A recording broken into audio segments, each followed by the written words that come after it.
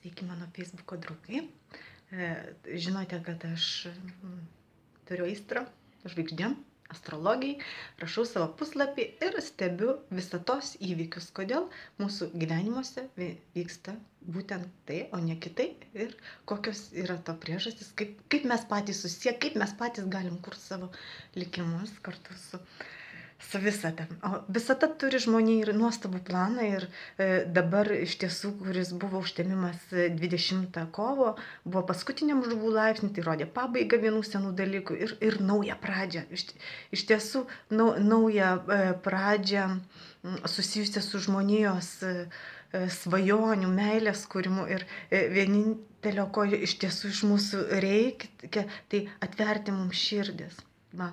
Ir kadangi šįryt buvo pirmas ketvirtis mėnulio priešpilnės, liko savaitė iki mėnulio užtemimo, kur dar labiau mes pamatysim tuos rezultatus, ką mes sukūrėm jaunaties mintimis, darbais, širdimi, tai dabar kaip laikas išsiravėti savo darželius. Va. Ir yra momentų, ką aš noriu prisipažinti, aš tikrai nesidžiaugiu tuo rezultatu, kurį sukūriau, ir netgi man liūdna, atvirai pasakius, tai dėl to aš ir kreipiuosi prisipažindama, kad ir netgi žinant, kada dangus nori paduoti, o dangus turi visiems mums žmonėms paruošęs tikrai geriausių svajonių rezultatų.